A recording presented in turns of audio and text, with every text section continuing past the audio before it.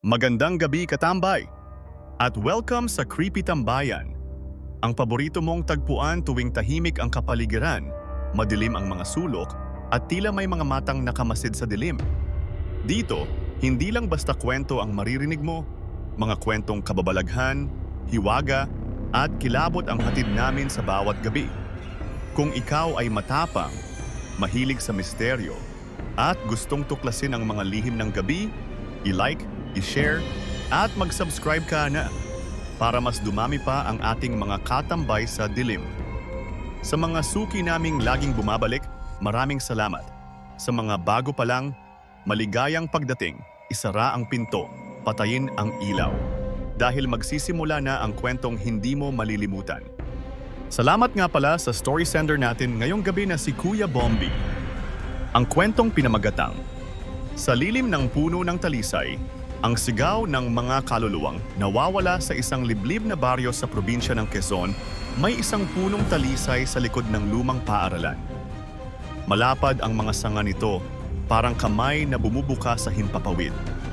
Matanda na ang punong iyon, sabi ng mga matatanda, mas matanda pa raw sa pinakaunang maestro ng eskwelahan.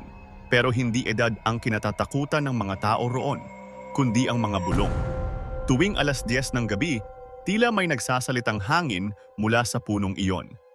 Para bang may umiiyak.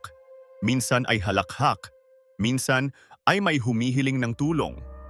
At isang gabi, may batang babae na lumapit sa punong iyon. Si Lyra, 14 na taong gulang. Masayahin, matalino, at walang hilig sa mga kwentong kababalaghan. Ngunit isang gabi, matapos ang flag retreat ng mga estudyanteng nag-e-exam ng hating gabi, naiwan siyang mag-isa dahil may naiwan siyang notebook sa silid. Tahimik ang paligid. Walang tao. Tanging ang kaluskos ng mga dahon ng talisay at ang malamig na hangin ang naroon. Habang naglalakad siya pabalik sa gate, napahinto siya. May narinig siyang mahina. Lyra. Tumigil ang kanyang paghinga. Tiningnan niya ang paligid. Wala siyang kasama. Muli, mula sa likod ng punong talisay, Lyra, halika! Nanigas siya. Ang boses ay parang kaboses ng kanyang sariling ina. Malambing, umaakit, lumapit siya sa puno. Pagdating sa lilim ng puno, pakiramdam ni Lyra ay parang lumamig ang paligid ng higit pa sa karaniwan. Parang bumigat ang hangin. May aninong gumalaw sa likod ng mga ugat ng puno. Hindi tao, hindi rin hayop. Parang hindi ito nabibilang sa mundong ibabaw. May maitim na bagay na gumagapang mula sa likod ng puno, mabagal, parang usok na may laman. Ang mga mata nito'y pula at ang hininga nito'y may halimuyak ng nabubulok na dahon. Lumapit ito. Ang boses na narinig ni Lyra ay muling nagsalita, pero ngayoy mas marumi, mas mababa. Lyra, sa wakas, nahanap na rin kita. Tumakbo si Lyra. Pero ang paligid ay parang gumagalaw. Ang daan pabalik ay parang pinagdikit ng mga ugat ng talisay. Nawawala ang pamilyar na eskwelahan. Nawawala ang buwan. Kabanata 3 sa ibang mundo, parang napasok ni Lyra ang ibang dimensyon. Ang paligid ay kulay abo. Ang puno ng talisay ay nabubulok ngunit buhay. Ang mga sanga nito ay may matang nakatitig sa kanya. Sa paanan ng puno ay may hukay. At mula sa hukay, may lumalabas na mga kamay. Maliliit, tuyot, nangingitim, mga kamay ng bata. Tulong! Iligtas mo kami! Ngunit may isa pang tinig na mas malakas. Ang tinig ng nilalang sa loob ng puno. Walang makakaligtas. Isang kaluluwa kapalit ng libo.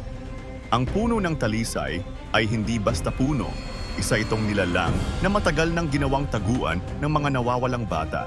Matagal ng gutom, matagal ng tahimik. Ngunit ngayon, muling nagising. At si Lyra ang bagong alay. Hinila siya ng mga kamay mula sa lupa. Kinakagat ng mga ugat ang kanyang mga paa. Hindi siya makasigaw, tila nawalan ng boses. Ang mga mata ng puno ay bumukas sa katawan nito. Daan-daang mata, lahat nakatitig sa kanya. Sa bawat kurap ng mga matang iyon, nakikita niya ang libo-libong bata na nilamon na ng ugat. May isa pang mata ang bumukas, pinakamalaki, at doon siya dahan-dahang hinihigop. Ang kanyang katawan ay nagsimulang mawalan ng anyo. Parang tinutunaw ng lupa, pero ang kanyang kamalayan ay buhay, gising, at nakapako sa walang hanggang dilim. At sa likod ng eskwelahan, ang puno ng talisay ay parang mas luntian, mas buhay, mas malawak ang mga sanga. May mga batang nagsasabing tuwing hating gabi, naririnig nilang may umiiyak mula sa ilalim ng puno. May nagsasabing may isang mata ang bumukas minsan sa katawan ng puno at doon nila nakita si Lyra, nakangiti pero luhaan, nanginginig, nagsusumamo. Pangwakas, huwag magpahuli sa anino. Sa bawat lugar na may puno ng talisay, may bantay ang gabi. At kung ikay mapadaan sa lilim nito, huwag kang titigil, huwag kang lilingon. Dahil baka ang boses na naririnig mo ay hindi boses ng ina mo, hindi boses ng mahal mo, kundi boses ng puno, nananabik, gutom at nag-aabang. Gusto mo pa bang marinig ang mga tinig sa hangin? O hahayaan mong sila na ang huling makarinig ng hiyaw mo? At dyan nagtatapos ang ating kwento ngayong gabi, katambay. Kung kinilabutan ka, huwag mong kalimutang i-like ang video at i-share sa mga kaibigan mong mahilig din sa kababalaghan. Gusto mo bang ma-shoutout sa susunod na episode? I-comment mo lang sa ibaba. Binabasa namin lahat yan. May sarili kang nakakatakot na karanasan? Ipadala na sa amin sa tambayancreepy@gmail.com. Baka ikaw na ang susunod na tampok na kwento dito sa Creepy Tambayan. Hanggang sa susunod na gabi ng kilabot, manatiling ligtas at huwag mong kalimutang silipin ang ilalim ng kama. Paalam, mga katambay.